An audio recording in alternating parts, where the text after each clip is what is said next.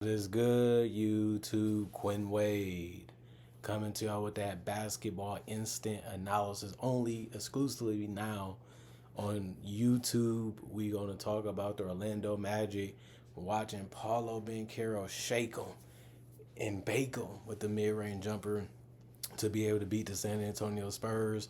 Wembanyama did have a good look at it, but that's a settle. You get the ball, you're taller, you have the height advantage, you have the length advantage, but to take a mid-range deuce and you're that much superior than your defender, and that's the best shot you can get. I know he can make it. I know he done did it before, but I would want something easier than that, and it didn't happen for the Spurs, and they end up losing this game by 1 point, 112 to 111. The Magic go to 26 and 28 and 16 and 9 at home. The Spurs go to 22 and 28, 9 and 15 away from home. This is the first time they played against each other this season, and they play again 2 months from now. And Orlando did win the first quarter 32 to 30, the second quarter 30 to 25, the third quarter 28 to 24, all in favor of the Spurs. And then 31 to 23 run for the Orlando Magic to end the fourth quarter with the win. Good to see, but the Spurs should have got this one. They let this one go, and this is a win that they needed to because they're still trying to get above 500, and they need a win streak to be able to do it, or they need to win more games than they lose to be able to do it. And they still don't look like a team that's really ready to explode right now, and they already was having consistency issues, and this game just looked so sloppy and so ugly, and it just looked like the Magic had them doing whatever they wanted them to do, and the Magic even started playing their style a little bit and beat them in doing that tonight. Harrison Barnes was really good. He had 7 of 10 of his threes, had some step back threes in there too, some pull up threes in there. He finished 7 of 11 from the field. He also had 8 rebounds, 1 assist, 1 steal. He was also had 1 personal foul. He was -4 and plus minus. Victor Wembanyama 18 points, -14 and plus minus. 1 personal foul, 4 turnovers, 4 blocks, 4 steals, 4 assists, 9 rebounds, 7 of 8 from the free throw line, 1 of 6 from three, and 5 of 11 from the field. I mean, he should have took more shots than that, but a lot of his shots was difficult, and the threes that he took was difficult. And he just likes to be a perimeter player, even though he has the strength and the size to be a dominant interior player. I know this is the modern era where it's more touchy, but he's dominating defensively inside the paint and rebounding too. But when it comes to offense, he plays like a guard, even though he is the tallest player in the league, which is crazy to see him choose that type of style of play. And he has that much of an advantage on everybody in the league almost. Chris Paul, 3 of 6 from the field, 0 of 3 from the 3 point line, 2 rebounds, 5 assists, 1 turnover, +2 and plus minus 6 points. De'Aaron Fox played 34 minutes. He was 3 of 11 from the field, 0 of 2 from three. He finished 3 of 4 from the free throw line, 3 rebounds, 9 assists, 1 steal, 5 turnovers, 4 personal foul, -4 and plus minus 9 points. Those was the only two guys to get in single digits tonight in points. And De'Aaron Fox was actually passing the ball more than Chris Paul was, which is something that we knew could possibly happen the longer that they play together. Devin Vassell continues to be that perimeter threat. He finished 11 of 14 from the field, 3 of 4 from three. He did have 2 rebounds and 3 assists and 1 steal, but he had 1 personal foul, which is good in 34 minutes. He was a -3 and plus minus and had 25 points. Other than that, Julian Champagnie played 13 minutes. He was 0-1 from the field, and it was a 1 rebound, 1 steal, 1 turnover, 1 personal foul, +7 and plus minus.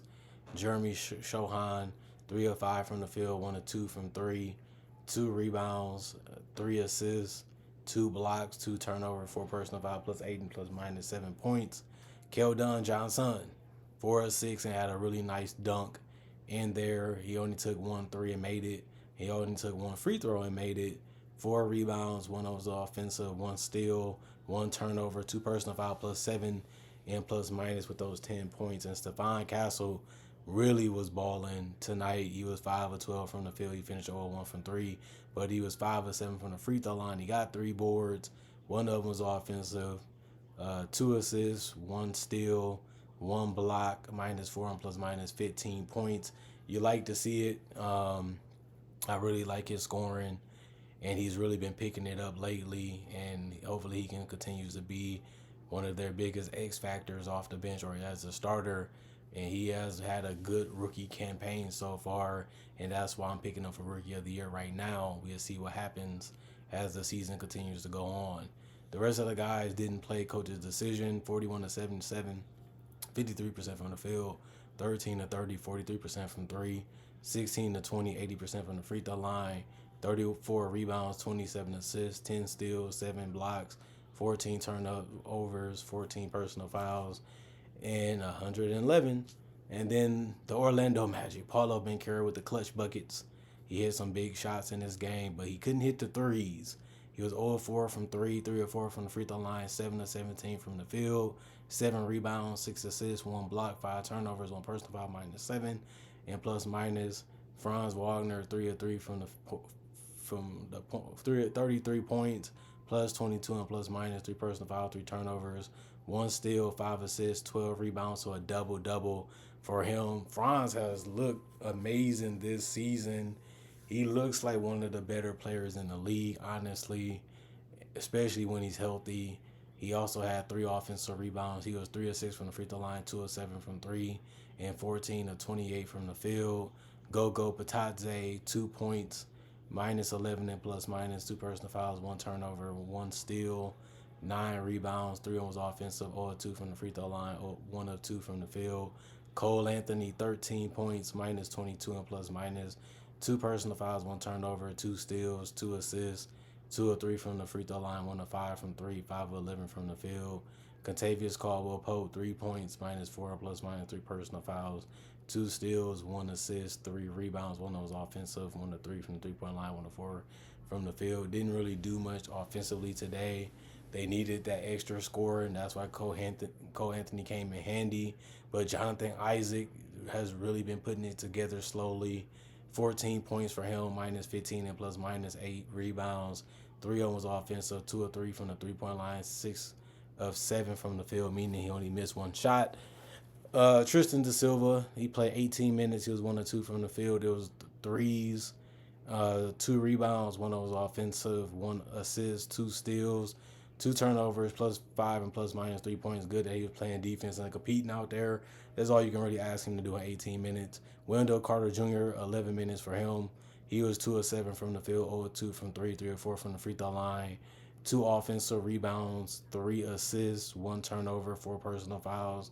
-1 and plus minus, he had 7 points. He scored okay, and he did get in a lot of foul trouble for the minutes that he played.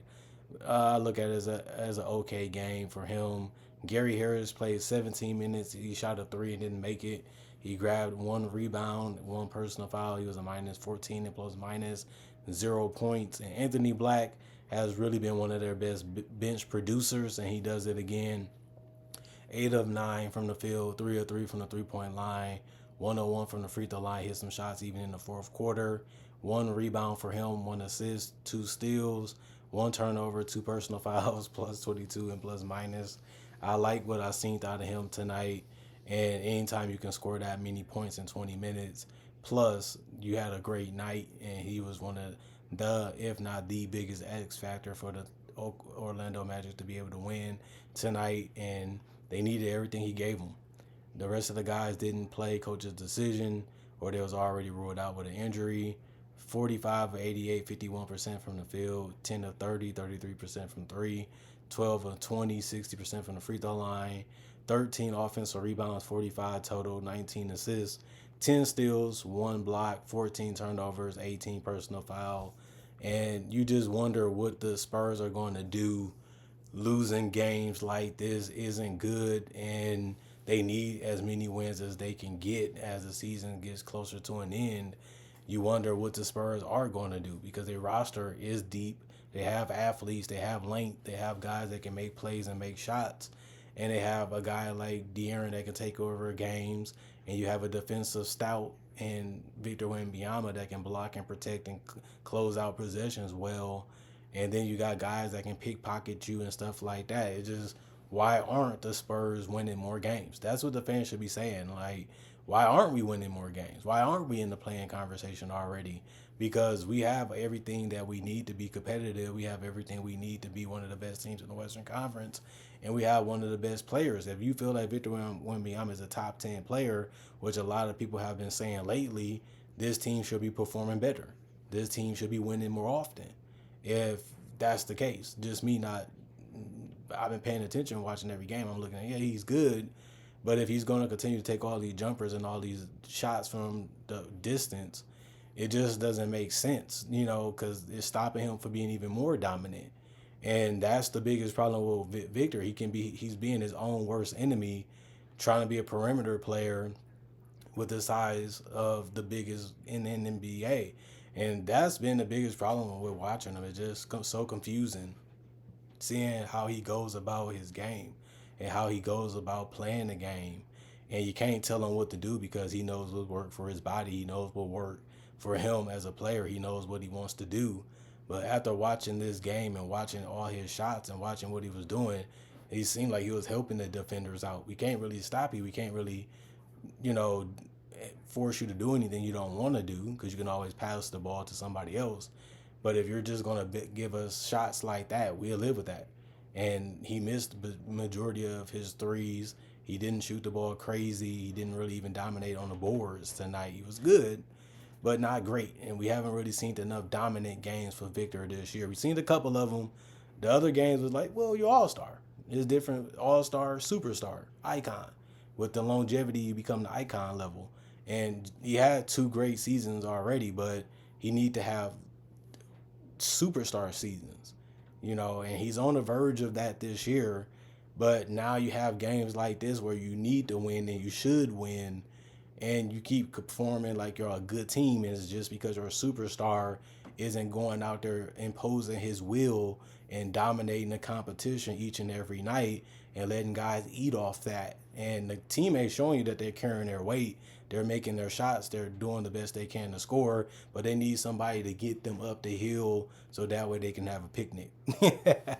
And if you can't get up there and you're struggling to get there, everything starts to fall, and then you have to gather things, then you have to backtrack, and then you have to figure out how to get up that hill a better time the next time you try to go up there so it won't be a wasted experience and a wasted trip. And they keep tripping and falling, tripping and falling, tripping and falling. And this is a team that didn't have that much success without Wemby. They're obviously having more success since they got Wemby. And it just seems like they're not where they need to be. And Wemby is a part of that problem too. And I just wanted to say how I felt about him. If he's going to be your best player and he's not dominating enough, you're going to be a good to mediocre team. And people say the same thing about Sabonis. If that's your best guy, he's a hard worker. He's going to play hard. He's going to really dominate games. But it's not enough to win a championship as your best or second best player. But it puts you in position to be a good team. Is Wemby going to be one of those guys? Or will Wemby live up to that hype of being a championship guy that once I win one, I can win multiple with anybody around me? He's not looking that dominant. He's not looking that good.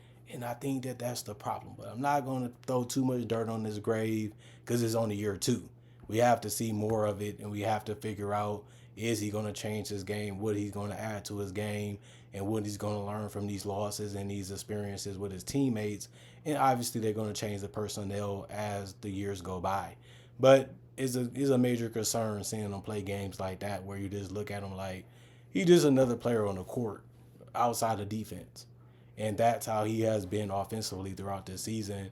And that's why they find themselves a couple games below 500 because they don't really have this guy go take over the game, go carry us to victory. They just don't have that guy. And Fox does help with that, but he's a smaller guy and he's not the greatest shooter. But with a team like this, maybe they can play off Fox a little bit and that can make it easier for Victor, but he still does have to knock down those shots. And Fox does too, because eventually the great teams are going to force you to use your weaknesses sometimes, and that can bring out the best from you or they can bring out the worst from you. And that's how the NBA goes, because everybody trying to win games, and they have to do what they have to do to be able to win them. And that's sometimes scouting and paying attention to what your weaknesses is, and forcing you to get better, or forcing you to crumble because you can't get better. That's how it works, man.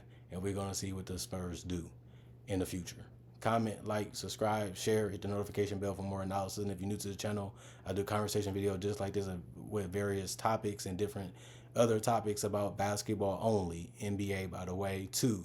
Other than that, I do breakdowns with real footage of legends, current legends, rookies, future stars.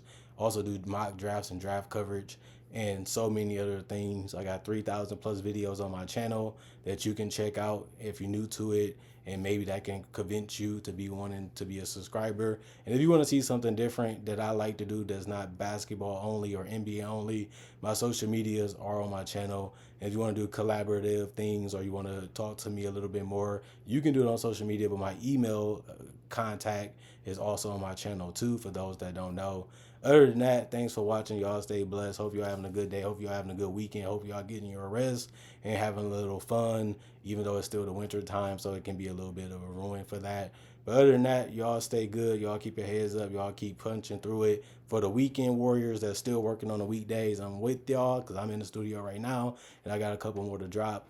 And I'm still with y'all too. Hopefully I'm making your day more funner and more entertaining while y'all grinding through it. Other than that, I'm going for now. See you guys later, hopefully with more analysis.